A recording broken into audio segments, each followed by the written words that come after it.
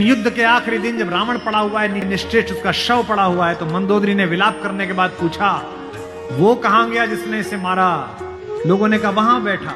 समुद्र के किनारे शाम ढल रही है और रघुवंशी राम उदास एक पत्थर पर बैठे हुए कि इतना रक्तपात क्यों हुआ, दुखी है राम लाशों को देखकर। मंदोदरी गई, पीछे से पहुंची। चिंताग्रस्त राम ने अचानक एक स्त्री की छाया देखी जो पैर के आसपास आ रही है। राम सचेत होकर उठे और पलटकर कहा कि देवी मैं आपको प्रणाम करता हूं, इस निर्जन रण क्षेत्र में आप कौन हैं? मंदोदरी ने कहा, हे राम, मैं रावण की दुर्भाग्यशाली पत्नी मंदोदरी हूं। राम ने कहा, मां मैं आपसे क्षमा चाहता हूं, आपका पति बड़ा तेजस्वी था लेकिन उसने अनीति की थी इसलिए मुझे उसको मारना पड़ा, मैं आपके इस शोक के लिए क्षमा चाहता हूं। मंदोदरी ने कहा, मैं इसलिए नहीं आई कि मैं तुम्हें कोसूं। राम ने पूछा, फिर किस लिए आई मां? मंदोदरी ने कहा, मैं देखने आई थी कि जिसने पूरी दुनिया पराजित कर दी, उस महापराक्रमी को हराया किसने? ऐसा उसमें क्या है जो मेरे पति में नहीं था? तो राम ने पूछा कि मां आपको पता चला क्या है?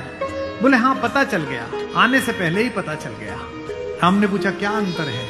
बोले राम, एक मेरा पति था जो मेरी जैसी सुदर्शना होते हुए भी तेरी पत्नी चाहता था, एक तू है कि पीठ पर से भी परस्त्री की छाया पड़ी है तो उठकर खड़ा हो गया है, ये उसमें तुझ में अंतर।